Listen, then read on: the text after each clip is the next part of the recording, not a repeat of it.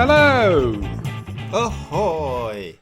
Welcome to another fun-filled episode of Bottom of the Stream. My name is Adam. I'm Nick. Welcome. Oh, 3 welcomes this week. That's made up for the one last week. Oh, yeah. Yeah, it does, doesn't it? Evens itself out. You know, I'm just going to go really geeky now. You know, we do the thing where we start recording where we do the countdown? Yes. I never use it. Right, okay. We do it every week, and I never line up the audio with that. I always just do the hello and the ahoy because I know what the gap should be there.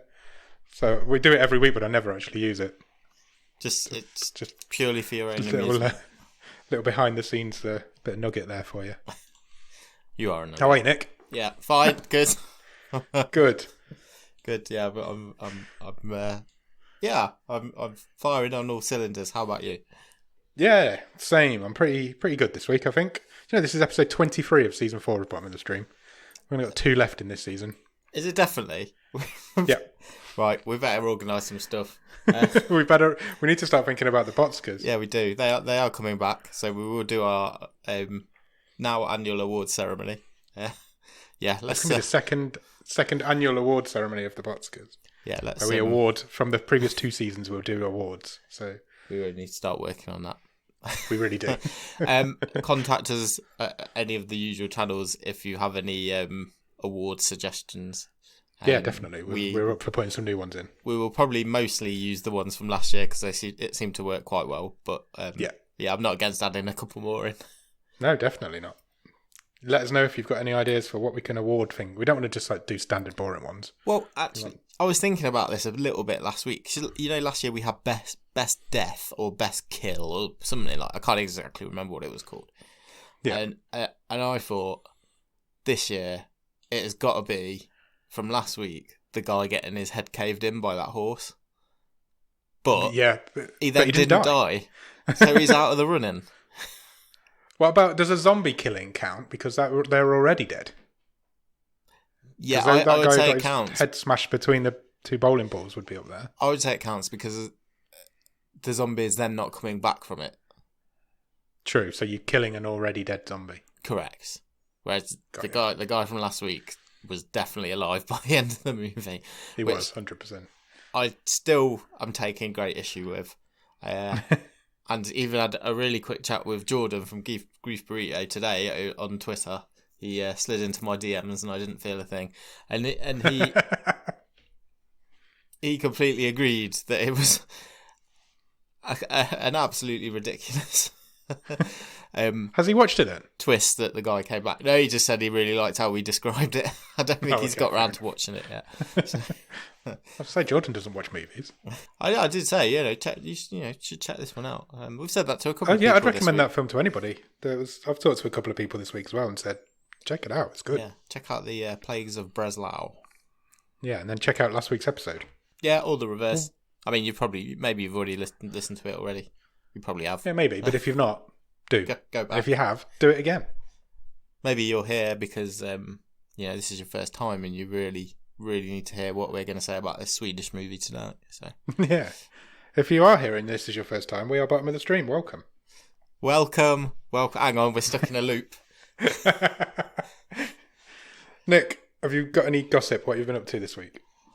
I've got an update on the suspicious package from a couple of weeks ago. So, oh, really? Yeah.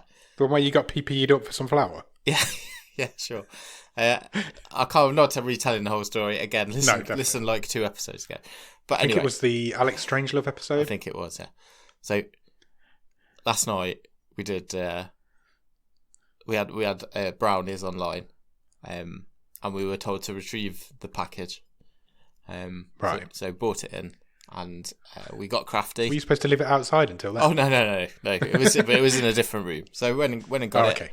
Started getting some of the other craft stuff together, followed the instructions. Guess what we've ended up with? What? Penguin. You what? A penguin. It's now a penguin. How? Well, so the black... I'm intrigued. The black bit of the bottle was its body. Yeah. And the red bit was its hat. And it's a penguin with a scarf and a hat on, all wrapped up for winter. Even though... It's a penguin. It doesn't really need a hat and a scarf, does it? But anyway. And it's nearly summer. Yeah. So what was the flour for? Just to weight it down. So, Oh, that was a red herring. I thought you were going to be baking something. Yeah, which we have done in the past. Oh, but hilariously, at least one brownie who piped in at one point halfway through the Zoom call and said, "The flour all over my laptop." Did she just open it and spill flour everywhere? Yeah, I think so. Amazing. Because you're going to be picking that out of your keyboard forever. Yeah, you're not getting that out. No. Get the Hoover. Did you? Have you got any pictures? I have got a picture. I'll put it in the Discord. Put it in the Discord. Come and join us in the Discord if you want to. You'll see the description. See the link in the show notes at the bottom of the page. Yeah, I was say bottom of the stream then, but that's this. You can see mine and my eldest daughter's crafty penguin, who we have named Penguino. Good name, strong. Yeah. Mexican penguin. Yeah. How about you? Something comedy's happened to me today. Oh, good. You know how my hair's getting quite long now? Yeah. It's a good 4 or 5 inches long now, and it's getting ridiculous. I've been at work today. I was compared to 2 different celebrities. Excellent. Told I looked like these 2 different celebrities. You're going to love this. Both of these celebrities don't look a single thing like each other, and neither of them look anything like me. So... Is one of them Jason Biggs? No. Okay. Wow, that's harsh. You have got a little bit of Jason Biggs about you. Do you think? So a little bit, mate. He hasn't got long hair. More so when you were younger. I don't know how to take that. I think he's a fair-looking guy. Fair looking. Thanks, mate. Supposed to be my best mate. No. Stephen Fry and Bradley Cooper. Oh, right, okay. That's interesting. One of them I was a lot more pleased with than the other one, obviously. But I thought you'd find that quite humorous because I don't see it at all. And they don't look anything like each other. I cannot at all see any Stephen Fry in you. There's a joke there somewhere. No way. But you can see Bradley Cooper, is that what you're saying? I'll take that. More so. It's because it's grown quite wavy now, and he has quite a wavy, flowy locks, doesn't he? Yeah, you both got quite a big nose as well. Oh, fucking hell. Just attack me episode is this. Sorry. I'm so sorry. Bradley Cooper's a desirable man. Yeah, absolutely. I was quite proud of it. You yourself are a desirable man as well. Really? Yeah. Okay. I feel like there's a joke coming. No. Maybe I'll put a selfie in the Discord as well with a picture of Bradley Cooper and Stephen Fry to see which one. Yeah, I mean, unless it's a very specific, I would think no. There's no era of Stephen Fry that I would say looks like. It's because his hair's got quite long at the minute. Okay, I don't think I've seen him for a while. He has got more grey hair than me, although only just. Yeah, I thought you'd find that quite humorous, so I thought I'll save that and let him know. See what he thinks. I do like that. Have you got any Netflix news? Sure, I'll go first because you asked. Good, because I've only got one. So, we love a documentary, don't we? Oh, 100%. A random Netflix documentary. Yeah. But so I'm going to talk about one now, and it's not a true crime documentary. Oh, so, right, okay. Really pushing the boat out here. There's a documentary landing on the 15th of March, which is Monday. That is today, if you are listening to this on the day of release of this episode. And it's called The Last Blockbuster. All right. And it's about the one remaining branch of Blockbuster Video. I've heard about this place. Is it somewhere in America? Yeah, it's in Bend, in Oregon. Bend? Nice. Yeah. So it's still going now? Yes, it is. So wow. It's the last open branch, and there's a documentary coming out about it March 15th. Interviews with fans, employees. Also, interestingly, I don't want to give away spoilers, but I did a bit more research on this, and last summer for several the last 2 summers, for several weekends, they opened the store as an Airbnb. So right, they created a section in the store where they basically made a sleepover type area. There's couches and beanbags and all that sort of stuff, and you can just wander around, pick any of the tapes all night. Just sit and watch them. They've rigged a projector up and all that sort of stuff. That sounds like my absolute heaven. And they only charge $4 for the pleasure. $4? Yeah, but there is a catch. You have to get to Bend, Oregon. Well, there is that. Yeah, you have to be a citizen of Bend to do it. So you have to live there? Yes, you have to. So it would actually be quite a bit more pricey than that for me. Yeah, you have to be a Bender. Otherwise, you can't take advantage of that offer. I don't know if I need to bleep that or not. No, I don't think I'm going to. Oh, dear Nick, you made me cry. That's cool, though. Yeah, that is cool. It would be cool to spend the night in a video shop. What would you watch? Because bearing in mind, the newer stuff's not going to be on VHS. So, what would be the first film you watch? Well, I don't know. When did VHS stop? I think. I think you're going to have 99, 2000. I don't know. The first DVD I ever brought was Snatch. So, what year did that come out? 99-ish. Yeah, they probably went for longer than that, but exactly. Don't know. So I think you've got to pick something from Prime. You've got to talk the 80s, haven't you? The 80s is prime VHS era, isn't it? Yeah, you've got to have like a bit of an 80s marathon, I reckon. Yeah. I'm probably whacking on the old favourites. I'm sticking on the Goonies and maybe a couple Gremlins. of Child's Play, a couple of Nightmare on Elm Street, that sort of thing. Yeah. Oh, it'd be a night. It'd be an awesome night. It's our birthday coming up. Maybe we should see if we can do something like that.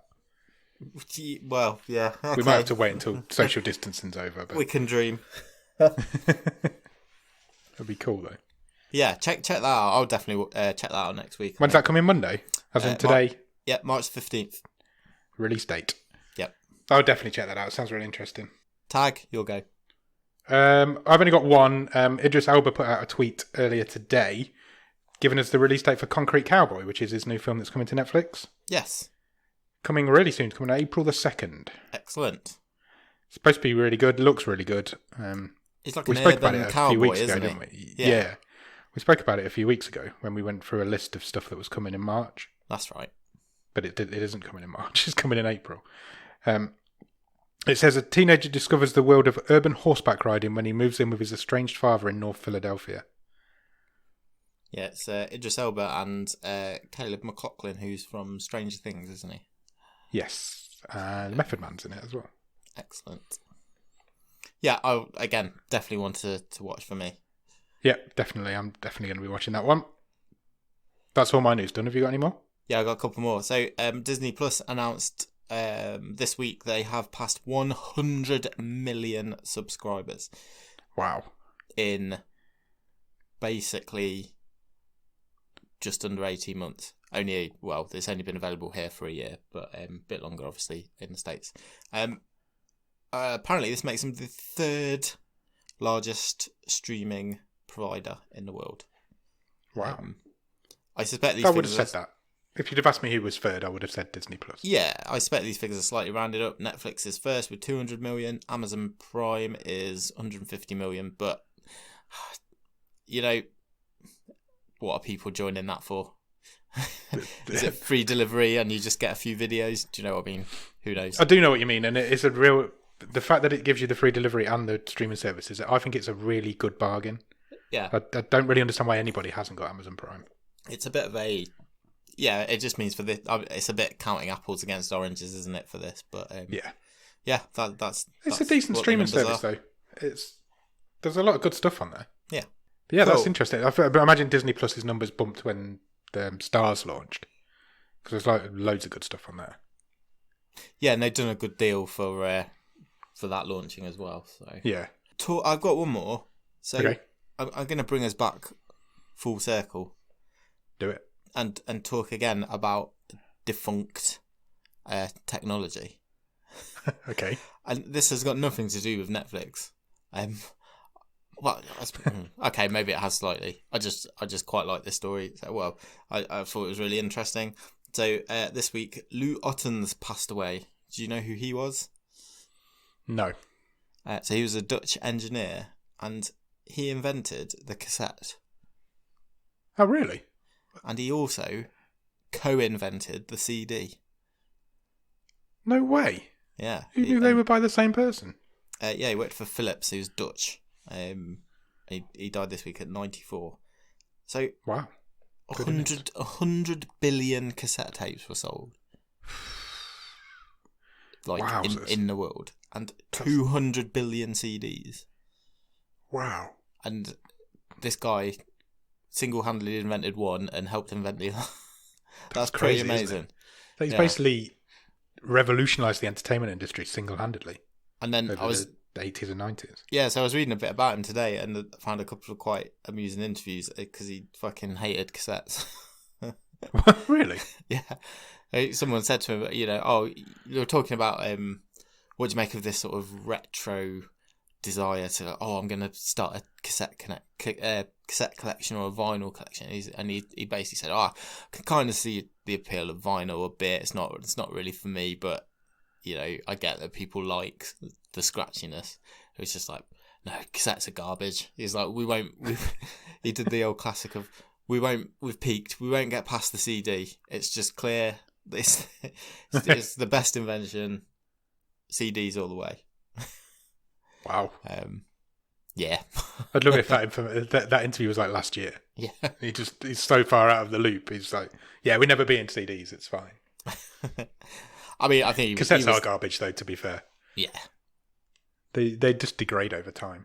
Yeah, exactly. So that was that was quite That's interesting. Yeah, there you go. Yeah, definitely. I did not know that. You've educated me.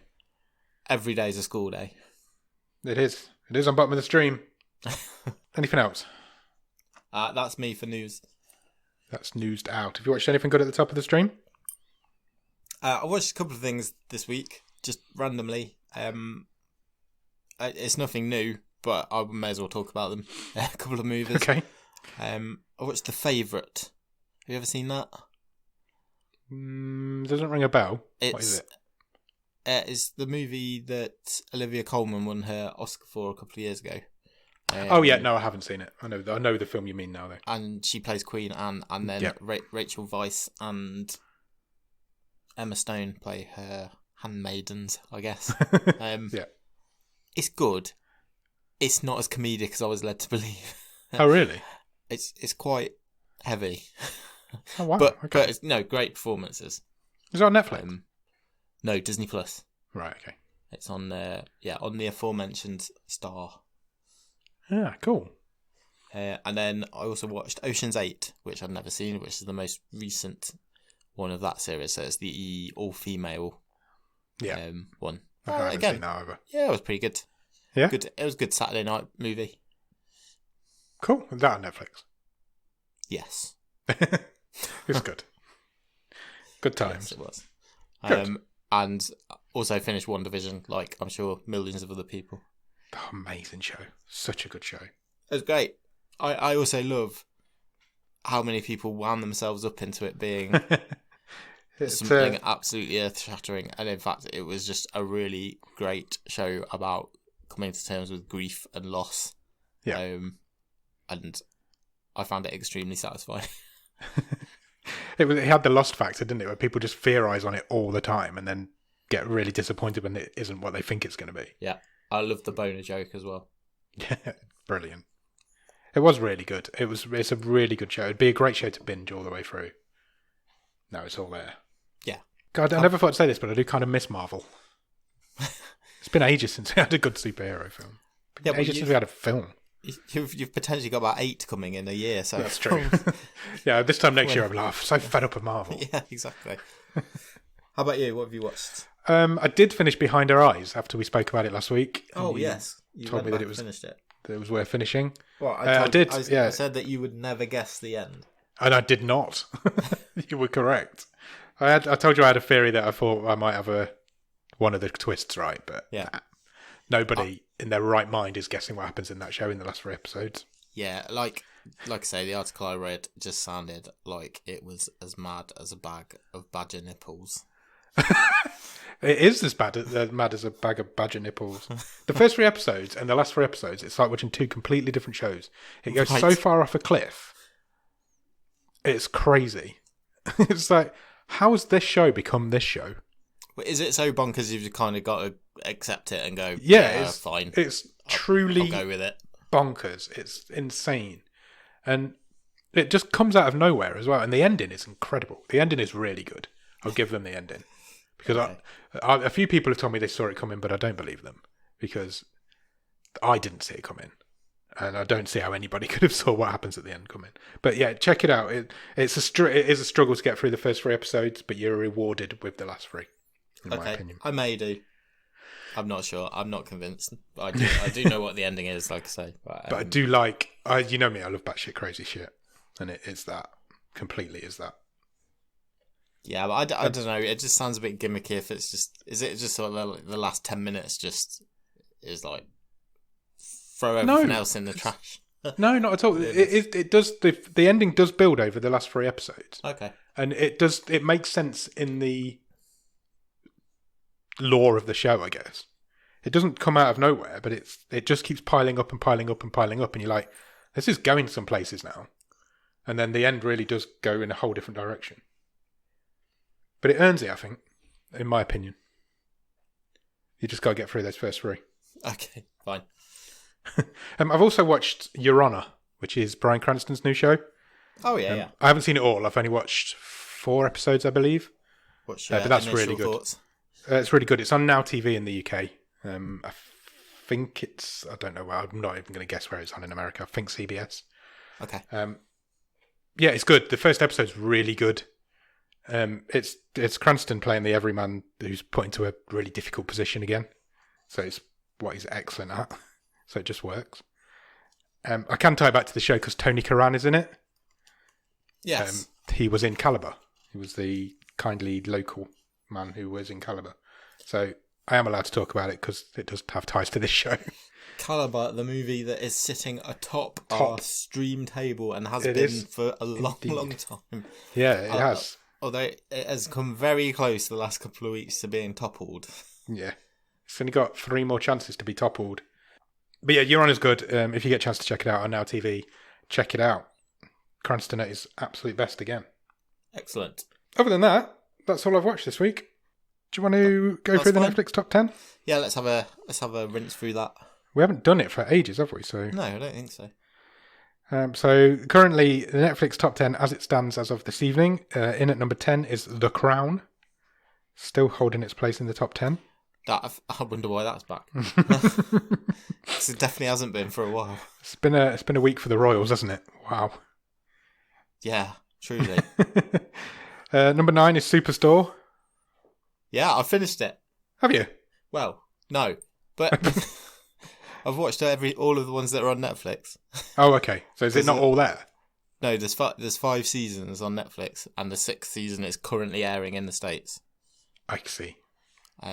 Does it air over here anywhere, or will that just come to Netflix? So I think, having looked a little bit into this, because I was totally unaware of this show, it is on ITV2. Oh, right. Which is out of my field of vision, to be honest. Yeah. I don't think I've ever watched anything on ITV2. No, I'm not sure if I have. So, yeah, so it is on over here. Yeah, but that was news to me. Cool. Number 8 is a film. It's called Sentinel. No. Sentinel? No. Sentinel. Okay. Which I think it's... it might be Scandinavian. Doesn't actually say. It says transferred home after a traumatizing combat mission. A highly trained French soldier uses their lethal skills to hunt down the man who hurt her sister. It might be French. That would make sense, I guess. It's new to Netflix, so presumably it's only just come out. Nice. Sounds all right. Yeah. Don't know how it's got into the top 10, but it must be all right. It's a Netflix original. Number 7 is another film called Trial by Fire. I'm not familiar. It's Laura Dern and Jack O'Connell from 2018. It's done for 2 hours and 7 minutes. It says a woman who develops a close relationship with a death row inmate sets out to prove the man was wrongfully convicted of killing his children in a fire. Okay. Sounds heavy. That is exactly the plot of the book I'm reading at the minute. Oh, really? Yeah. Except the guy is alleged to have killed his parents. Anyway, that's a total side note, but that is exactly the plot. How strange. Well, maybe you should watch Trial by Fire and then don't bother with the rest of your book. Maybe. Documentary series, limited series is number 6. It's Murder Among the Mormons. Okay. Apparently it's really good. A couple of people at work have watched it, told me it's quite good, worth checking out. I just don't know if I can watch a Mormon program. Now I've seen the Book of Mormon. I just don't know if I could do it. I'll just be singing the songs all the way through. It's 3 episodes, 1 hour each. High stakes exploits turn deadly and shakes a global church to its core in this extraordinary true crime story. I'm definitely going to check it out. I enjoy Netflix's true crime stuff. I think they're really good at it. Number 5 is another film called No Good Deed. Okay. Which has got Idris Elba in it. Funnily enough. And how do you say that name? Tajiri P. Henson? Tajiri? Taraji. Don't know. A devoted mother who offers a handsome stranger help is caught up in a hostage nightmare when the man turns out to be a deranged escaped convict. It's from 2014. Okay. Number 4 is a TV show called The Bold Type. Ever heard of that? No, I really haven't. Nor me. There's 4 seasons of it on here. Oh, okay. At a woman's magazine in New York, 3 millennials juggle their career, romance, friendships, and big city life while finding their own voices. Is that just not Sex and the City? I mean, it does sound. It does, doesn't it? That it has a whiff of that about it. It's got 4 seasons, apparently. Oh, there you go. Number 3 is Snowpiercer. That's holding its place because a new episode comes out weekly on that. Oh, yeah, because I've watched a couple more of those. Have you? Yeah, I think I've got maybe 2 left in the first season. I never did finish the first season. And then might take a break. We'll wait for the rest of the second season to come up. Probably for the best. Yeah, because that gets released weekly. It sticks around in the top 10 for so long. Sure. It's quite a clever way of doing it. Number 2 is Behind Our Eyes, which we just talked about. And number 1 is a TV show called Ginny and Georgia. Yes, we mentioned that briefly last week. I think. Did we? I think we did, because I think we said, I'm fairly sure it was you I was talking about this, that it had been in the news because Taylor Swift had called them out for a sexist joke. Oh, yep. No, you're right. We did briefly mention it. So it says free-spirited Georgia and her 2 kids, Ginny and Austin, move north in search of a fresh start, but find that the road to new beginnings can be bumpy. Okay. Why doesn't Austin get his name in the name of the show? Yeah. I don't know. That seems very sexist to me. Maybe, gets his head ripped off in the second episode or something. I don't know. Maybe. It doesn't look like that kind of show, if I'm honest. And there's a picture of this kid's about 7, so I don't think he's going to get his head ripped off. That's what it wants you to think. Maybe. But yeah, that's your Netflix top 10 currently. Excellent. Some random shit in there that we've never heard of. So, shall we talk about this week's film? Let's do it.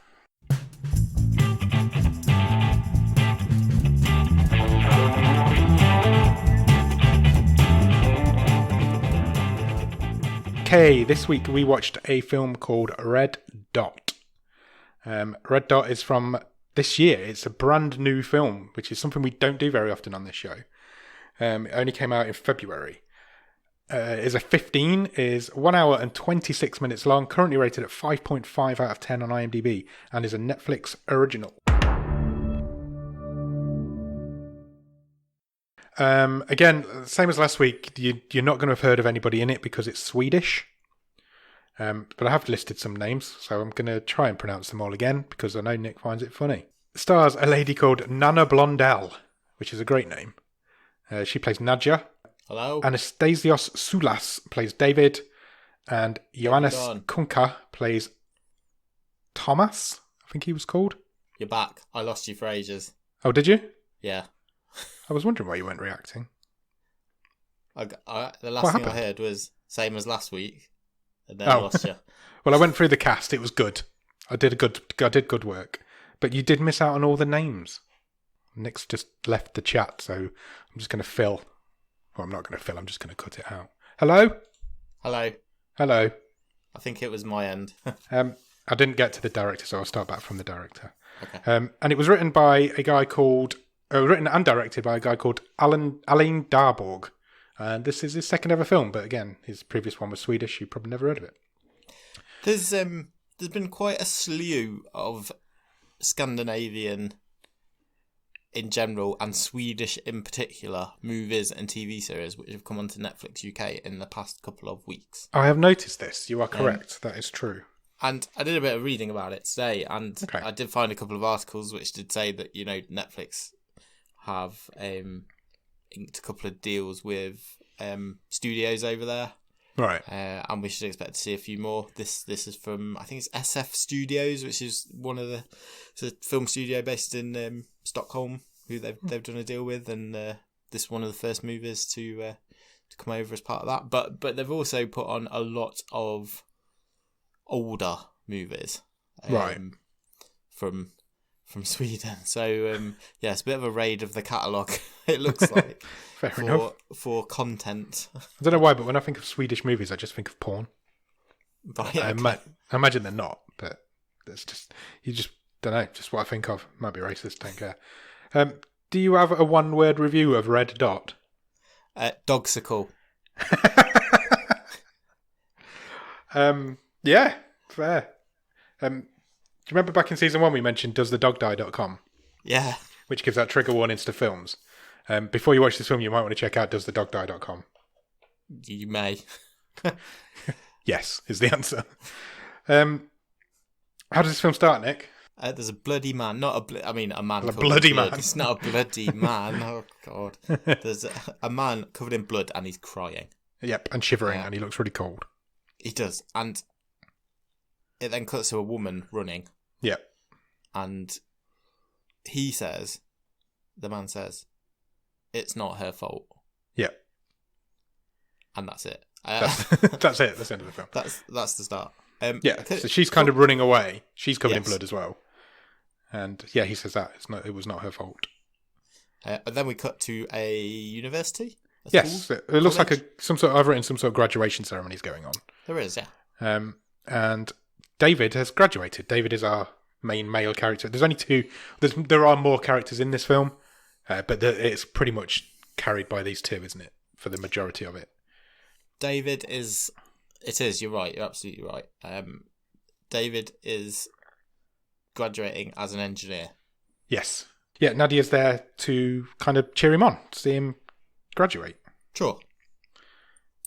And he does. And they go for a little drink afterwards, and he heads off into the bathroom. Yeah. Well, just before that, they basically say, "Oh, right. Now it's your turn to support me," because they're going to move to Stockholm. Yeah. And she's going to train to, I don't think we find out what at this point. No. But she is going to go and learn. Yeah, so he's graduated, so he can now support her while she goes and learns shit. Correct.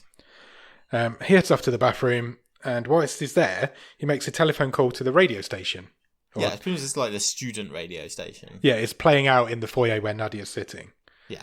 And he's basically going to he's asked to dedicate a song to somebody.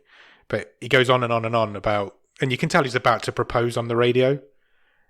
But before he can, he gets cut off. Yeah, I thought this DJ was a total D-bag, to be honest. Yeah, he just wanted to play the songs. It's not like he's being rushed to get to the adverts or to the news, is it? On the old college radio. Just let the guy finish. Yeah, the guy he's rushing the guy through this proposal, and eventually he just gets bored and starts playing a song anyway. David didn't even pick a song, and he gets cut off before he can make the proposal. But David he does still say it. He just doesn't realise that he's not on the radio anymore. Yeah. But when he comes out of the toilet cubicle, she's standing outside the door. Yeah.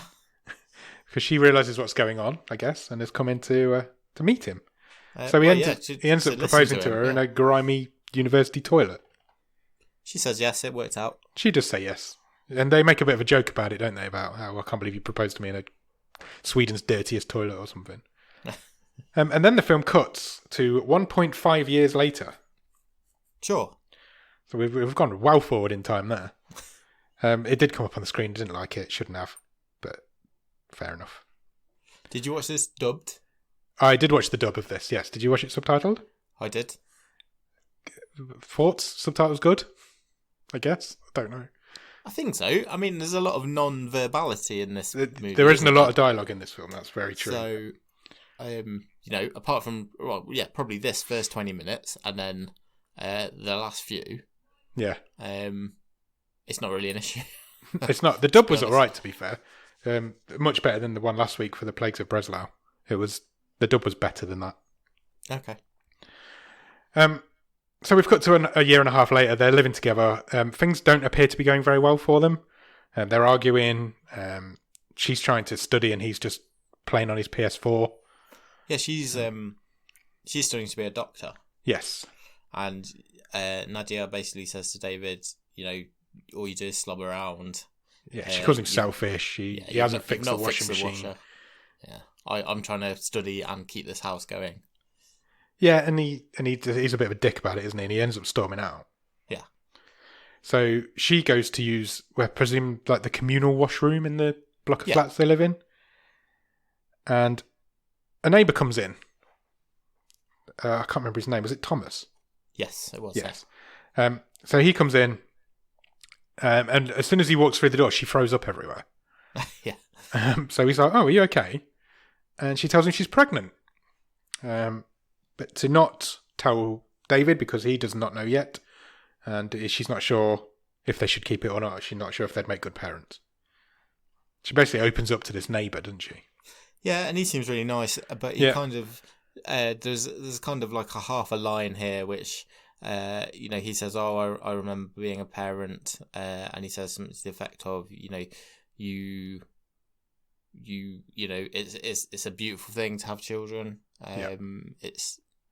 It's an incredible experience, but then you worry that you're going to lose them. And then she sort of says, "Oh, yeah, I'm sorry about that." So this guy's obviously been through something. Yeah.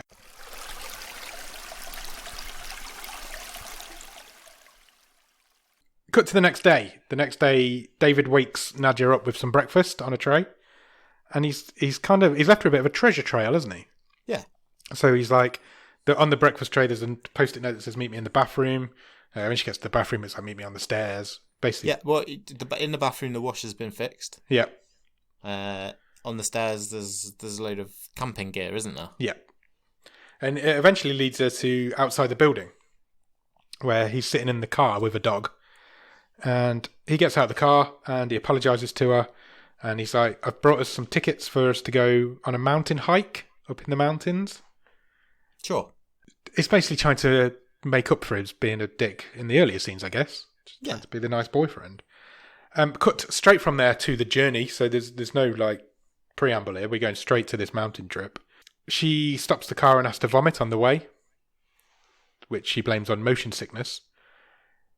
And then they stop for some gas, some petrol. They do. And this is where the film really begins, I guess. They meet some creepy locals. They do meet some creepy locals. So far, so Caliber. I think we might mention Caliber a few times in this. Yeah, quite possibly. There's a very similar vibe. It's pretty much a remake. They meet, well, I've written down, meet a strange hunter dude. Randomly at this point, this wouldn't have happened for you, but at this point, one of the subtitles popped up. Okay. Just on the screen, just for no reason. When the first line that this hunter guy speaks comes up on the subtitle. And it never happens again in the whole film. It's just a bit weird. And he basically says, because Nadia goes off into the... No, she's filling up the car, isn't she? Yeah. Which, again, makes you think this guy's a bit of a dick. Yeah. He's just hanging around, isn't he? He takes the dog for a walk, I think. And the local says to him, "Oh, I like your dog. Can I say hello to him?" "Yeah, sure." And then he sees Nadia and he says, "Oh, she's quite nice as well." And I'm like, "All right, here we go. Here we go. Creepy locals." How did they end up at the back of his truck? Oh, the dog goes for a wee up his truck or something, doesn't he? Yeah. And this guy has got a dead reindeer in the back of his truck. Not just a deer, like a massive reindeer. So David gets back in the car. Nadia gets back in the car, and he's like, "That guy's creepy and weird. I don't like him very much." And and they were, but then it's the way he says. He says to her, "Oh, they've got a reindeer head in their boot, in their back of their truck." And I'm like, "Yeah, but is that weird? Because we're hunting in the mountains of Sweden. I imagine it happens all the time, and it's not uncommon to like." It'd be uncommon for me to like mount a reindeer head on my wall. But within the rules of this movie, It didn't seem that strange that this guy was definitely a hunter. Yeah. And he had a dead animal in the back of his van. Yeah. Yeah, exactly. Anyway. But David found it very strange. That's all that really matters. Then he pulls off a really dick move because he goes to drive away and accidentally bumps into this guy's truck with his car. This was badly filmed for me because it just made him look like a dick. Like, yeah, it was a dick. Yeah, and this just didn't come across. I think you could have filmed this a better way to accidentally scrape their car. Yeah, I think you're right. Because it almost looked like he'd done it on purpose. It almost did, yeah. He obviously didn't, but yeah, he kind of bumps the front corner of the car and scratches it. Yeah, he was driving this thing like Austin Powers in that trying to turn that buggy around. He really was. But he pulls over and has a quick look. He's like, it's fine, don't worry about it. Well, it's a battered up old truck anyway. He's probably not even going to notice. So I'm like, and then he just drives away. I was like, well, that's a real dick move. And they end up at their digs, I guess. It's like a bar, isn't it, that sells rooms? Yeah, it's an inn. That's what they're called. A bar that sells rooms. All right, I've not been out of the house for a year. I forget what things are called. And if we thought the gas station was creepy, yeah, this place is just creepy. A local pub for local people. Isn't it? Definitely, very much so. The barman tries to be friendly, but he comes across really creepy as well. Well, there's a woman that greets him first, and she storms off, and the barman comes through and goes, "Oh, don't mind her. She's just a bit racist. She doesn't really like the blacks." Yeah. Oh, we haven't mentioned that. Yeah, Nadia is a person of colour. That's very true. We probably should mention that. Because that is important to the plot. It is very much so. Also, the guys who own the truck that they've just bumped into are in this bar. David clocks them quite quickly. And he kind of panics a little bit. So, I didn't think we'd ever see them again. But nothing comes of it. They check in. They get given their room, which was like up in the 300s, even though there's no way this inn's got 300 rooms. The barman also gives them a map, and he's like, this is the best hikes for this time of year." Yeah. So he's like, "Take this map. Have you come to see the Northern Lights? You might see the Northern Lights. You might not see the Northern Lights."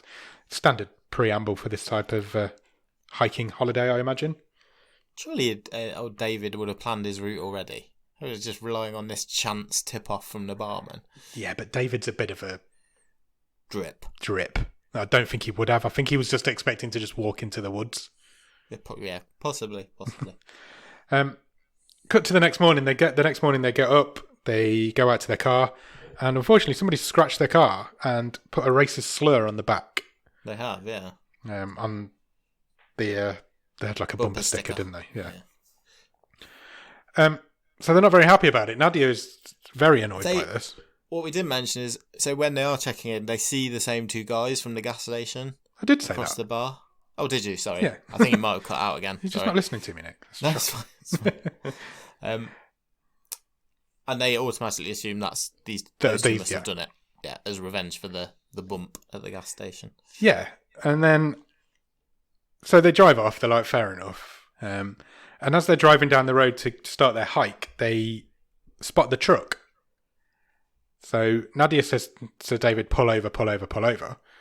And she gets out of the car, grabs a screwdriver, and goes and scratches the hell out of the truck again. Yes, she does. And she gets back. She gets chased back by this guy's dog. And the bloke kind of sees her as well, doesn't he? Yeah. And she gets back in the car, and she's like, "Well, if they scratch my car, I'll scratch theirs." I'm like, "You did it first. These guys are dicks." I did have an issue with their likability all the way through this, to be honest. Yeah. But that kind of comes to a head, doesn't it? It does. We'll come into sort of some of their decisions as well. But at this point, they're not likeable characters. No, I didn't find these two... I had difficulty having a lot of empathy with these all the way through, to be honest. Agreed, yeah. And that is explained, and we'll get to that. But yeah, I know what you mean. At this point, I'm like, these guys are shits. I don't like them. Yeah. So they pull over to where they're going to start their hike. They start their hike. They've got some skis. They like cross country skiing for a bit. They can do a bit of walking. There's some beautiful cinematography. You get a bit of a montage of nice Scandinavian snow scenes. And eventually they stop. They're like, right, we'll pitch our tent here, right out in the biggest plain ever, where it's like open as it possibly could be. I'm pretty sure that's not where you would normally camp. But they do. They pitch their tent. They get into bed, and the conversation leads to the fact that Nadia now tells David that she's pregnant. Yeah, they have a beautiful moment. They see the Northern Lights. Yeah, it's all beautiful, and yeah, Nadia decides to tell David that she's pregnant. Yeah, and he's really happy about it. He's happier than she is. Yeah, she at this point in time says to him, "Do you think we're deserving of this? Do you think we should be parents?" And he's like, "Yeah, we need to do this." I guess it's a really weird conversation. Yes, that makes sense by the end of the film, but at this point you're like, well, these guys are just odd.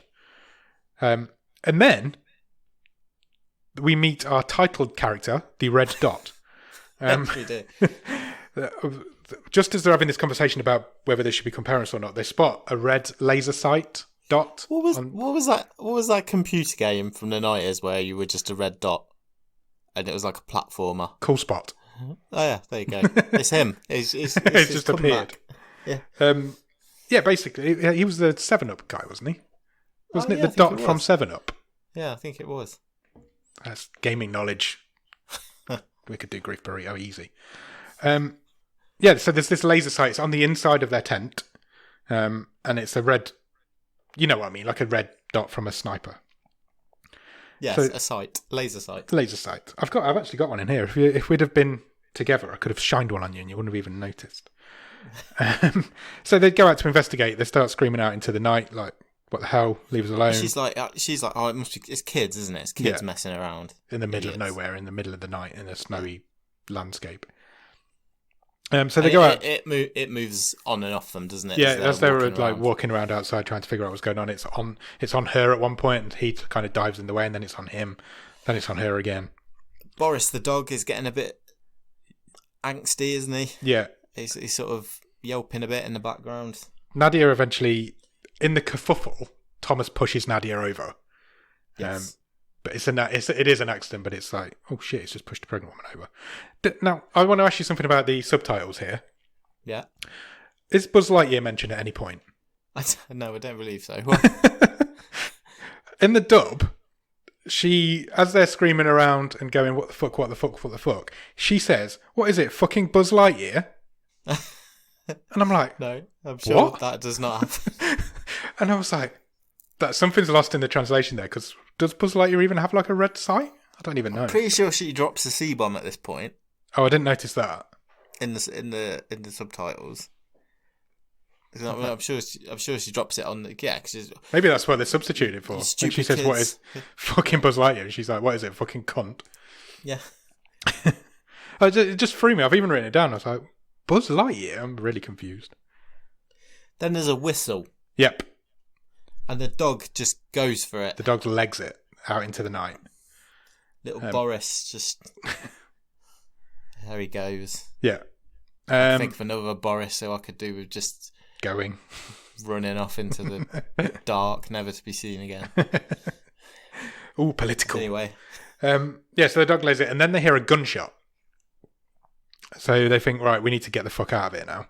Yeah. So they start to pack up their stuff, but eventually they're just like, we need to just leg it. We need to run. Yeah, because there is now shots raining down on them in the tent. Yeah, they're not hitting them, but they're kind of around their feet and around the area. So they run into the night in the middle of this like snowy landscape, and it's obviously pitch dark because there's no lights around until a flare goes off. Yeah, and lights the whole sky up, and it looked amazing. It was really well filmed. That it was really nicely shot. Yeah, and it literally lights everywhere up, and you can see what's going on. And then there's a few headlamps, isn't there? Yeah, well, lights. Headlights. They're being chased by a vehicle now. Yeah, you can hear the engine. Yeah. I think another flare goes up as well. Yeah, it does, yeah. I've written here, they've got to some trees where it's forgotten to snow. Because they got into this like tree area, and there's no snow on any of the trees, even though it's like the snowiest place I've ever seen. Also, we have just seen, through the beautiful cinematography, that they are nowhere near any trees. I was hoping you'd say that. Absolutely non-insight. That's why I pointed out. Horizon to horizon. That's why I pointed out how, like, in the middle of this big open area they were when they started camping. Yeah, there was no trees anywhere around. And there's no snow on these trees when they get there. But anyway, they hide in these trees. They can hear the engines getting closer and closer. And then the gun starts going off again. And eventually it cuts to the next morning. Well, they hear the dog again. Oh, yeah, no, sorry, we're not at the morning yet. I think a few hours pass because they're like, it cuts to black and then cuts back and they're like freezing, teeth are chattering They find a shed, don't they? Yeah. Again, where from? No idea. Yeah. But yeah. They wake up and they're sort of 50% of a Jack Nicholson at the end of The Shining. Yeah, pretty much, yeah.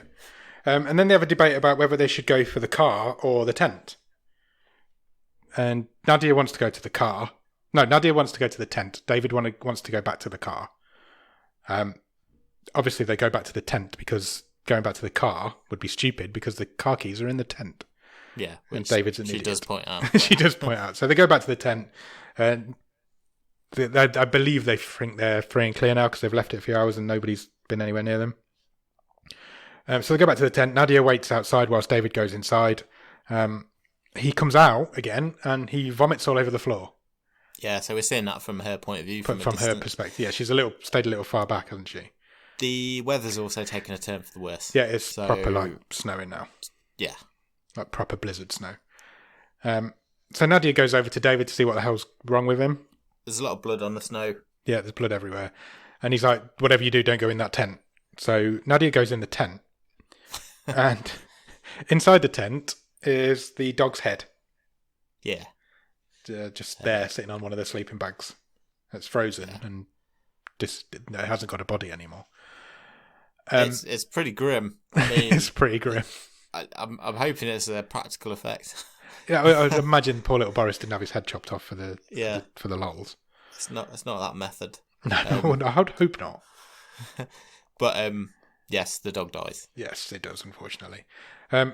Nadia does not go out of the tent and vomit. Nadia goes out of the tent in a fucking rage. She's like, I'm going to kill everybody. She just loses her shit, basically. She's screaming out into the night that she's going to kill these people. David goes back into the tent because he needs to find these car keys. And he does. He gets his hand down, puts his hand down, gets these car keys. And he gets his arm caught in a small bear trap. Yeah, so he leans across his sleeping bag. Yeah. Moves the dog head out of the way. Puts his arm on the floor and, right round his elbow, bear trap. And it made me sit right up. It did me as well, to be fair. It was like, I did not see that coming. Yeah, it was. It was a real, ow. It was quite a good little effect as well, to be fair, because you could tell it was really in there. So he screams at her to help. And she does. She comes in. She manages to pry the trap open, get it off him. And she's been training to be a doctor, which is quite helpful. So she gets a bit of foam and she straps a bit of foam around him. It's the camping mattress foam type thing. Because what we didn't mention is apart from the sleeping bag and the roll mat, everything's been taken out of there. Oh yeah. There's nothing left now at all. So no clothes, no torches, no food, nothing. Except the car keys were there. Okay. But I don't. Not that it's ever any important because they never get back to the car. She sorts him out basically, and they think, right, we'll head back to the car now. But obviously, it's a whiteout out there. It's completely blizzard conditions, and they've got no idea which way they came from because they're not skilled at this. But they never really get lost. To be fair to them, do they? No, they don't. But they don't know where they're going either, do they? No. They're just kind of wandering around aimlessly. Well, they are, but they do get to where they do get somewhere. It's never an issue of the issue. There is never an issue in this film of we don't know where we are. Yeah. But anyway. Yeah, fair point. Suddenly, another gunshot goes off. Yes.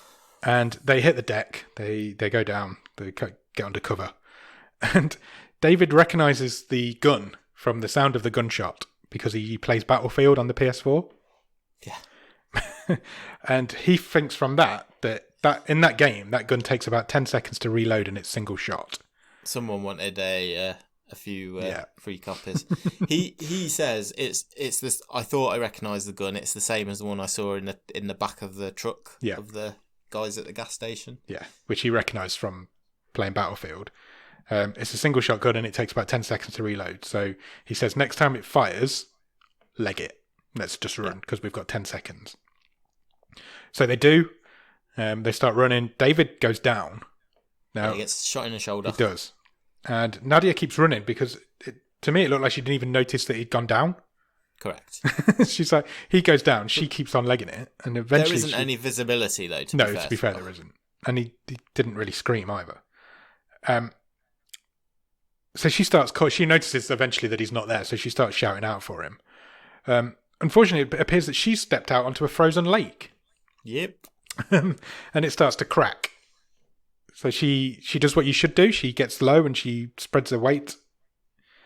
And David's now shouting her, and they can hear each other now. So he comes towards her.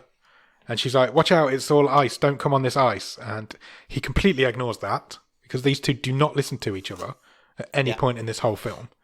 I liked this shot though. So it was really good. We're looking at Nadia in the midst of this snowstorm. Yeah. They can hear each other, but not the detail, I guess. Yeah. So he's either not heard or chosen not to heard that her warning about being on an ice covered lake. So we see the shot looking at her face, and then just over the back of her, over her shoulder, we can see David's shadow, and it suddenly disappears into the lake. I thought it was cool. It was cool. It was some of the cinematography in this is really good. Yeah. So she crawls over to where he's just gone under the water, and I don't know if I could do this. She puts her head under to look for him. Yeah. I think I'd struggle. I think, he's gone now, isn't he? I think that'd be the end of it. Oh man, harsh. I just don't think I could put my head under freezing cold water. But she does, and she does it 3 times. And eventually she finds him, and she manages to drag him to safety. They are very cold. He's now they're both wet. He's soaking wet. Yeah. And they walk off into the night, and they find an old cabin shed type thing. It's an emergency shelter because it's proper kitted out. Yeah. It's got first aid kits. Yeah. It's got fire. Blankets. It's got lanterns. Fire. It's got lanterns. A phone. It's got an emergency phone straight to the mountain rescue. Yeah. They've looked out big style. They really have, yeah. So she strips all his clothes off him, lights a fire, lights the lights, and calls for help, all in one little scene. And they say, yep, we know exactly where you are. But we can't come until the storm's over. But just sit tight. Sit tight and we'll come to you in the morning. So, okay, we'll do that. So they have a bit of a night in. She finds a stethoscope and... She sews him up. Yeah, she does. She sorts him out. She finds a stethoscope and she has a listen to her baby. This doesn't work. Does it not? She wasn't pregnant enough. She wasn't pregnant enough? No. What do you mean? So the baby was too... I see what you mean. The heartbeat of the baby. The baby wasn't old enough, you mean? Yeah. Oh, okay. How pregnant was she? I don't even know. Well, I don't know. Well, me and my wife watched this and we both just dismissed this instantly. Okay, fair enough. A bit ridiculous. Well, I wouldn't know. I've never been pregnant. Okay. But they hear the baby's heartbeat. Both of them do. It all seems good. It's quite fast. And he says to her, "Are we having a hamster?" Yes. Because apparently hamsters have fast heartbeats. Yeah. He calls it like Herman hamster or something like that. Which, then they both just fall about in fits of giggles. Yeah, they're kind of over what's just happened to them. Yeah.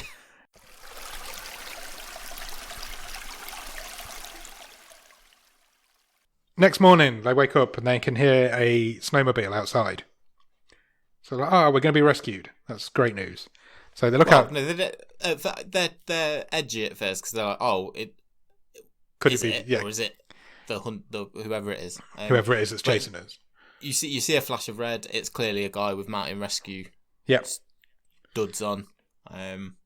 But, and this is quite a big but. Yeah, they recognise him as one of these two guys. Yeah. from the gas station. They call them the incest twins. Oh, do they? Yeah, they're doing the dub anyway. She's like, oh, it's one of the incest twins from earlier. Oh, they're just called It's the Racist Brothers, I think. Oh, really? The subtitles. On the dub, it's the incest twins. Right. Okay. Interesting. Yeah, because they were they were racist, but that's why I don't know where incest came from. If it was them who did the bumper sticker, which, I don't know where the incest. No, not me. That's crazy. But obviously they think, well, this is the guy who's been stalking us. It just happens to also be the mountain rescue guy. We probably need to get out of here. So I didn't buy this. Not me. I mean, I've even written here, it is clearly not these two guys. I've written that here. Exactly. I mean, it leaned so hard on them believing it was these two. It was clearly never these two guys who were hunting them. No. And that really meant that this fell flat for me. Yeah, agreed. Because even if it had been those two guys, it would have fell flat anyway. Because who's going to do this to people just because they've scratched their car a little bit? Yeah. Why would they even think that would happen? This fell very flat. Yeah, this bit, agreed. I must say. So instead of facing up to this guy and trying to be rescued, they decide to run away again. So they do. They get out the back window of the cabin and run off into the forest. Yeah. And the guy follows. He's looking for them. Well, they've left a lot of tracks. Yeah. So he's like, these people need help. I'm going to go and help them because I'm the mountain rescue man. And they cower into like a little cave area. Yeah. And this guy is looking for them and he finds them. And then Nadia shoots him with a flare gun. Yeah. Sets the poor guy on fire. It's pretty grim again. It's really grim. Guy stumbles backwards. It's like, holy shit. Into the snow. It's like, what the fuck? And then he's on fire. Inexplicably, he doesn't roll over. No, he doesn't. That's true. I presume he did do, but it's just not on camera. I don't know. But they did cut away from him quite quickly, but they just leave him burning in the middle of this woods. What was the thing behind them in the hole? I don't know. I didn't notice anything. What was it? There was like an animal behind them. Oh, was there? There was one shot, and again that didn't. Yeah. I didn't even notice something that. behind them in the burrow, I like missed a big. I don't know, it was a fox or a bear or a reindeer. Gruffalo. I don't know. A gruffalo. I've written here at this point, as they escape, David hears the smoke monster from Lost and then collapses holding his head. Because it made that really weird noise that the smoke monster used to make. I just put he has some sort of episode. Yeah, he collapses and holds his head as if his head's about to explode. He starts saying, he's in my head, I see him everywhere. And I'm like, what's happening? Yeah. Your wife's just killed a man. I think he's just having a panic attack. Yeah. Because he gets over it pretty quickly, because my next line says, now he's okay. And they also, why didn't they go back for this mountain rescue guy's snowmobile? Very true. Anyway, carry on. Sorry. Yeah, so straight after that scene, he's okay. He's not okay because he's still losing a lot of blood. He's still weak. He's freezing. But he's got over his seizure, whatever he was having. And they have the conversation about whether they should be parents again, and he doesn't think they should now. He's changed his mind. And then he's like, I can't go any further. I'm just going to stay here. But she says, no, she's got a map, hasn't she? Yeah. Which I presume she's nabbed from the shelter that they were in the night before. Yeah. And she says, look, no, this is where we are. Let's remember that weird creepy barman from a couple of nights ago. Yeah. He mentioned his cottage, and sometimes he hosts hikers. Yeah. Who've just come in from the plains. It's not that far. Let's aim for that. Yeah. And yeah, that's the plan basically. Yeah. So at this point, did they find like another building or something at this point? Because this other guy shows up now, doesn't he? That's just before that's just as they're getting to this. There's a bit of a walking montage, and like you say, they have the conversation about deserving to be parents. Okay, and then they get to this cabin. And she just drops a line where she says something like, "Let's get home, and then you can call them," or whatever, something like that. Yeah, which again doesn't really make sense. We don't know what the hell we're talking about.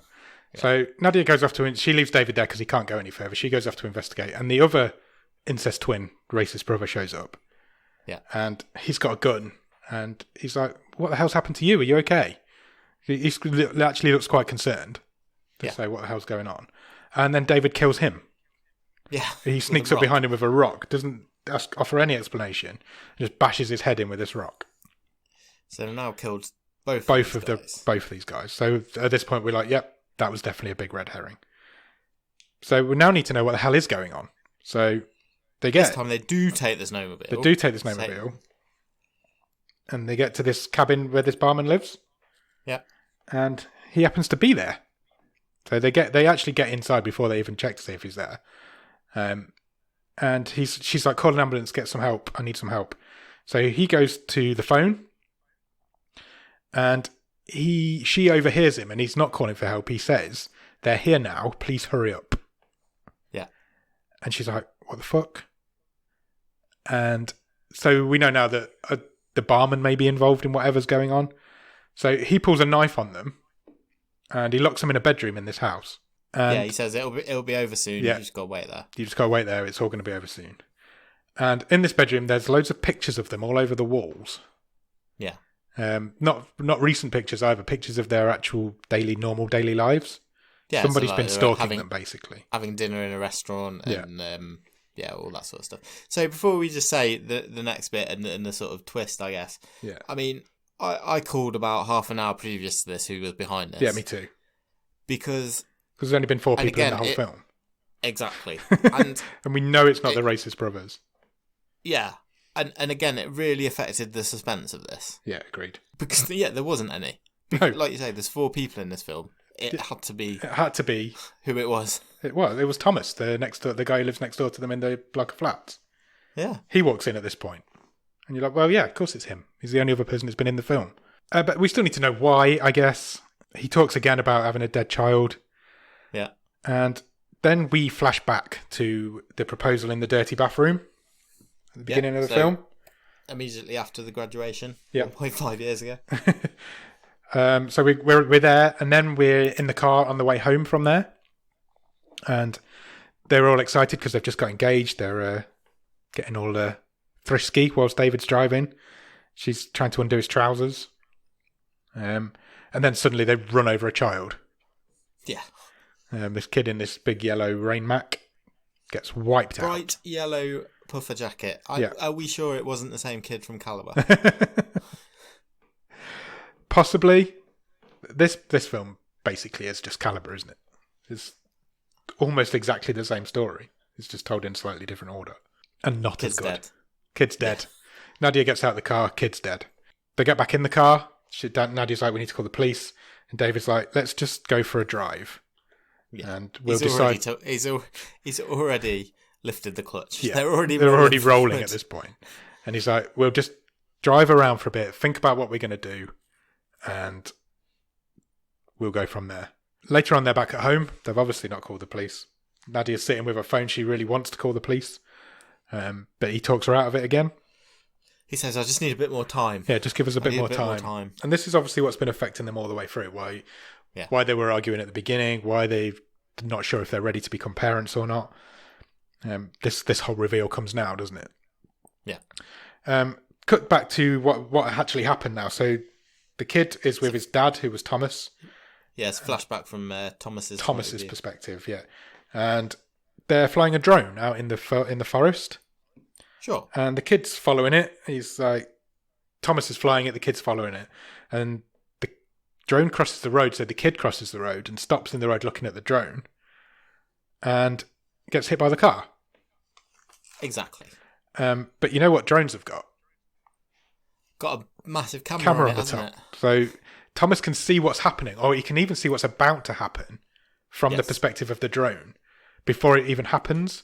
But by the time he gets there, the kid's been killed and the car's driven off. Yeah. So obviously he's very upset by this. He doesn't show the drone footage to the police, but he does review it himself. Yeah, so this is all done in montage, isn't it? Yeah, it is. It's all montage, this bit. The police say to him, do you have any more information? Can you tell us anything else? No. Yeah.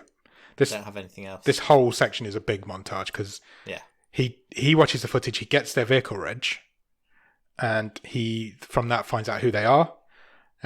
He then starts watching them, eventually starts stalking them, eventually moves in next door to them. He does. He then gets to know that this all happens quite quickly. He gets to know them. He play becomes Scrabble. friends. Yeah, they become friends. It turns out he's the guy who gave David the tickets for this hiking holiday to kind of lure them into this situation, I guess. Cut back to the room where they're all in. Nadia's like apologising like crazy. David's like, I'll go to the police. If you just let us go, we'll definitely go to the police. Nadia starts pleading for their lives, is basically what she's doing. And she does, yeah. He ends up walloping her with the gun. Yeah, he says to them, "You deserve to suffer like me," and then he knocks Nadia out with the cracks her with the butt of the rifle. Gun, yeah. When she wakes up, she's tied to the chair, or tied to a chair, and David's sitting in front of her, and he's got a drill in his hand. Sure. And then the aforementioned red dot appears again on David, because Thomas is there with a sniper, like almost point blank to David's face. And he's like, I want you to drill into her, or I'm going to... I was so concerned at this point we were going back to like what happened in Malevolent. And we were just taking a left turn into like hostile territory. Yeah, agreed. I want you to drill into your wife, is basically what he says. Or I'm going to shoot you. Shoot her. Shoot her, sorry, yeah. David won't do it. He can't do it. So Thomas shoots him in the leg. And he says, look, if you don't do it, I'm going to shoot Nadia in the head. And he can't do it. He won't do it. Just as he's about to do it, he's got the tip of the drill bit is like on Nadia's belly button. The man who was on fire earlier bursts in. Yeah, the mountain rescue mountain rescue guy who caught fire earlier, he bursts in. He's like, what the fuck's going on here? Thomas shoots him straight away. As the mountain rescue guy recoils from being shot by Thomas, he accidentally fires off his gun, and he shoots the barman who's stormed into the room right through the neck. Yes. Who was the barman in relation to Thomas? Were they related in any way? I mean, there was a similarity, so I just chose to believe it was his brother. Yeah, I thought that as well. It never says that. It wasn't right. Unless I missed a subtitle, it wasn't outrightly stated. I don't think it was in the dub either. So yeah, so it's all chaos now. Everything's kicking off. Yeah, so the mountain rescue guy's bleeding out. The barman's bleeding out. Thomas is trying to save the barman whilst also trying to kill the mountain rescue guy. Yeah, and David's been shot again. Yeah. But they take advantage of the confusion, don't they, Nadia and David? Yeah. And David frees her, and they sort of stumble out into the outdoors. Yeah. Which this bit's silly. Nadia gets onto the snowmobile, and David can't get on it. Yeah, he's like, his arms are on it. Yeah. He's almost on it, but he can't get on it. And then he just goes, no, I can't do this. But she doesn't help him or anything. No. No. But then neither of them use it anyway, because he kind of sits down and he's like, right, you need to go. Yeah, leave me here. I can't. I've done all this. I can't possibly, half inch another few centimetres onto this snowmobile. So he's like, you need to go. You need to run. So she runs. Yeah. And I'm like, why is she not using the snowmobile? But she runs anyway. As she runs off into the forest, she stumbles over the guy that they killed earlier. Yeah. And then it cuts back to David. Thomas has got David at gunpoint now. He's holding the gun to her head. And he's basically saying, look, I'm going to kill you. This is it. You're done. And then she comes back. Nadia comes back, and she's got a gun. Yes. And so she's got a gun pointed at Thomas, as Thomas has got a gun pointing at David. But then suddenly, Nadia gets shot in the head. Yeah, she's gone up. And killed by a lady. It's the racist bar lady from the start. Presumably the kid's mum? I don't know. Yeah, Thomas's wife, the child's mum. Yeah. Absolutely. Never says that. It didn't say that in my version. And they decide, this lady and Thomas decide, right, Nadia's dead. We're going to let David survive. Because that's the punishment. Because he's begging them to kill him now. He's like, you need to kill me. I'm done. And they won't do it. So they just walk back into the building. And then the film ends. Yeah. Thoughts? The longer this went on, the less I liked it. Agreed. That is exactly my note. That is pretty much exactly what I've written.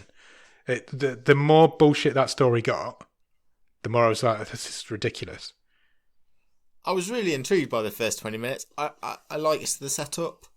It's something we've seen quite recently with Calabar in a different setting. But as soon as they rolled in to that creepy inn/hotel, I thought, I don't like this as much as I did 5 minutes ago. And then that just kind of exponentially increased that pattern. There's so many coincidences. Like, they keep conveniently running into these, I will call them brothers. Who they thought were responsible for the whole thing. Because there's so many times in this very short movie that they could have been rescued. Definitely. And it was just sheer coincidence that they didn't, because they were so steadfastly believed these guys were trying to kill them because of the car. But it would have been their fault. They scratched the car originally and then went back and scratched it again. And then they try and make out that these two guys are the bad guys. And I'm like, so Nadia and David are the bad guys in this film. And now it makes you think that, well, these guys so egotistical that they think it's all about them, and that's why they're trying to be killed. No, bollocks. And then, like you say, there's only one other person in this film, so there's absolutely zero. The reveal completely falls flat. Yeah, because there's zero tension, because it had to be the neighbour, because he's the only other person we've seen in this movie. Yeah, the neighbour and the barman were the only two, and it turned out to be them too, because they're the only two people we've ever met before. And I even hate the ending, because what the hell? They've left David alive. What the hell is to stop him just ringing the police when he gets home? He knows exactly who's done it. He knows exactly the location. He can tell them where all the bodies are. I think the thing you're supposed to think is that he isn't going to get home. He's just going to die because he had been shot and caught in a bear trap. And Thomas, but that's not the point. It's not the point at all. Because Thomas says to them, "You'll survive." Yeah, true. I want you to suffer like me. Yeah, so he's not going to die. That's the whole. It wants you to think he's going to live, and he's going to have to remember this. Yeah, but he's still going to take the others down. Surely, it's just stupid. It is stupid. It's not even that good. It's not entertaining. It's just like, if you want to watch a film like this, just go and watch Caliber. It's loads better. Why is it? Go on. I think you were going to say exactly the same thing as I was going to say then. Why is it called Red Dot? Exactly. This is my biggest bugbear with this film, right? That dot appears once for 2 minutes. It's not even a theme. Not even slightly a theme. All the other times they're getting shot at, there's no red dot. No. So when they find shelter in that emergency shelter, I was like, all right, the dot's going to show up shortly. It's not even a motif, a creepy motif. Do you think this film's better if that dot appears a lot more often and there's never any gunshots? Yes. If they're just being, maybe that was going to be my turning the tide thing, but maybe we'll do turning the tide now before the stream table for a change. It sounds stupid for me to say the dot could be a character completely, and it should. That's what I was expecting. It's not a fully formed character, but it can be the theme through it, and it can be you can use it as the foreboding shit's about to go down. 100%. They don't do that. That's exactly what I was expecting. When I saw the premise for this film and saw the trailer, I'm like, this is going to be a really good idea because these guys are just going to get stalked all the way through this film by a little red dot. And it's a great premise because it would work. Because every time they're running or they're being stalked or anywhere, it doesn't take a lot to put a laser pointer on a wall. And if there's not a single gunshot in this film... Especially against the snow. Yeah, exactly. If you don't have a single gunshot in this film's better. Because you've just got the potential, shit, there's a red dot on the wall, we're in trouble. And they get themselves in trouble because they're obviously out in the middle of nowhere. And that's how they come to harm. Yeah. The very first point where I thought I'm not going to like this film is when that gun went off for the first time. Because I'm like, you've taken all of the tension of the red dot away now. And it says it's them driving themselves mad. And then maybe the last shot, the neighbour could step in. Yeah. Or something like that. You can still do the reveal at the end, but the whole way through where they're being stalked would be so much better if there's just a dot and there's no gunshots. That's what I was expecting, and that's not what I didn't. That's not what I got. And I was disappointed. And it's actually the environment that takes them down because they can't survive out there. They can't cope. Yeah. I like I say, the longer it went on, it got more stupid, and the less I liked it. I ended up hating it. I'm not going to lie. I ended up hating it because it is just. It starts off good. It's got a good premise, and it just gets worse and worse and worse. And all the characters are really unlikable to the point where I was hoping they'd shoot David at the end. When I almost cheered when Nadia got shot. When they brained that second brother, that was it for me. Yeah. I was like, no. I'm done with this. I can't believe how hard they leaned on it. Yeah. On them believing it was these brothers. Yeah. Because it just never came across. It was never a realistic red herring. It was. No, at no point did I ever think, it's these guys stalking them. No. I was like, I've seen enough films to know that is a complete red herring, and I know that's not going to be the case. It just wasn't plausible that they would do that. No, it wasn't. Why would they? It's a tiny little scratch on the bonnet of the car. Yeah. Yeah. Not for me, this one. No, not me. Agreed. Do you want to talk stream table? Sure.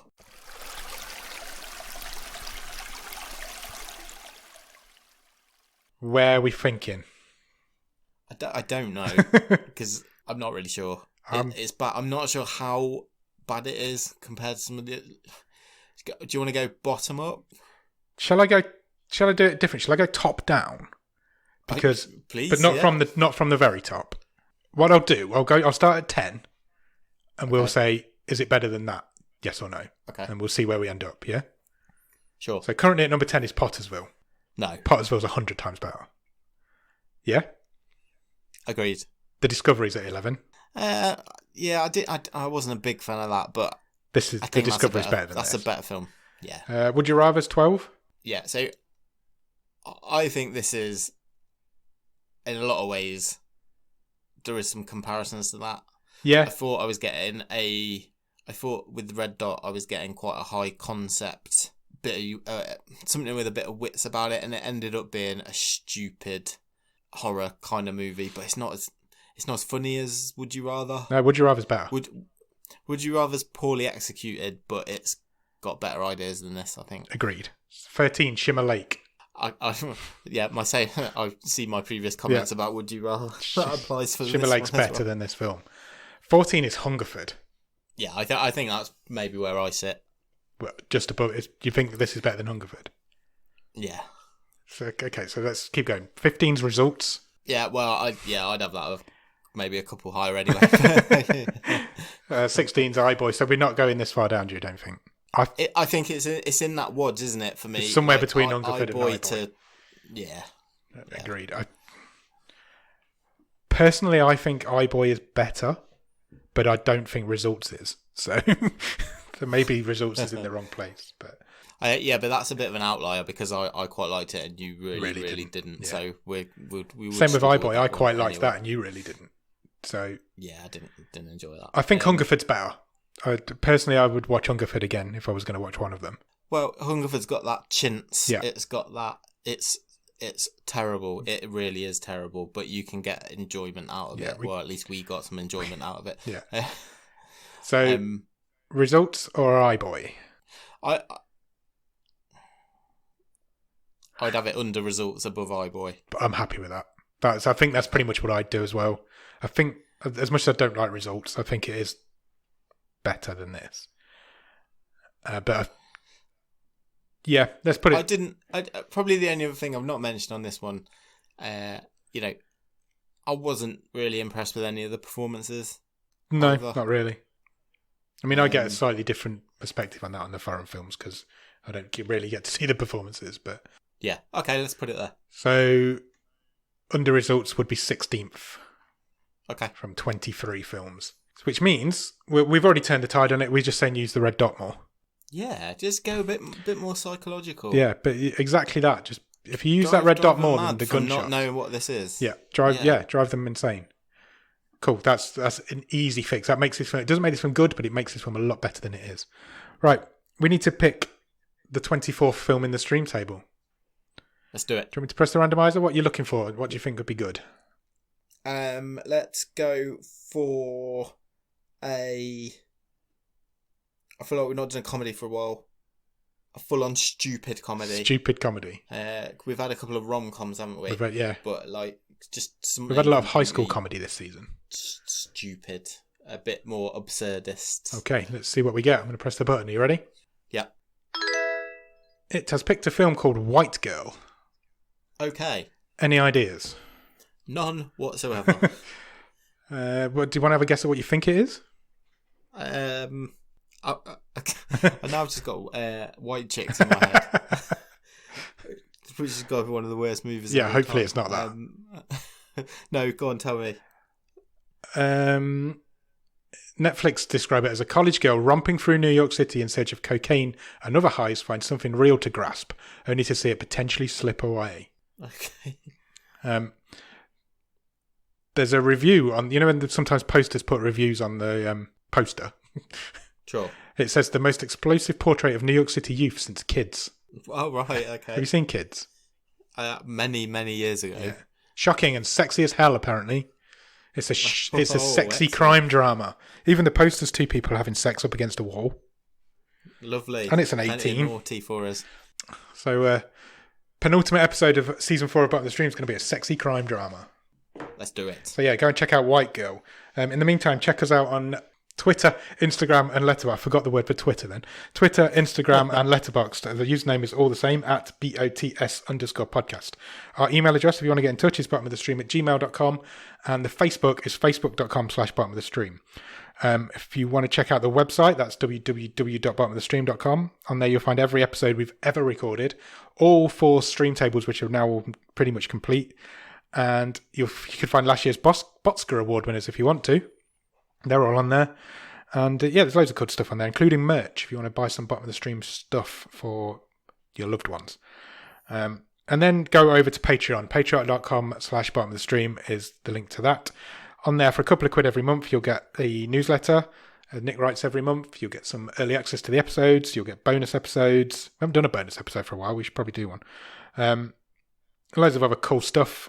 And you'll even get a wild card if you come in at a certain level. And also come and join us on Discord. The Discord link will be at the bottom of these show notes. Yeah, come and join us in Discord. We've got a bit of a growing community in there, and it's really good to talk to everyone. It is cool. Yeah, please do that. We're quite active in there, both of us.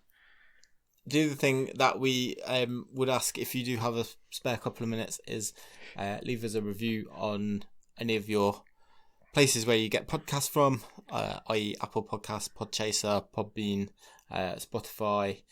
We really appreciate any reviews, ratings, because it really helps the algorithm and puts us in more people's ear holes.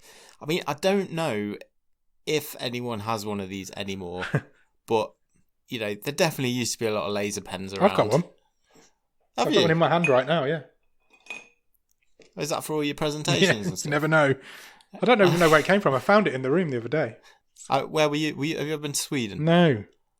Okay. I've been playing with it while we've been recording this episode, and the red dot's been on the wall more than it's been in the film. Nice. Well, if you've got one, write a review. In lasers. Really, really quickly in the air and burn it onto our retinas. Wow. Do it. Do that. And go and check out White Girl if you're feeling sexy, and we'll come back next week to talk to you about it. Cheers. Bye.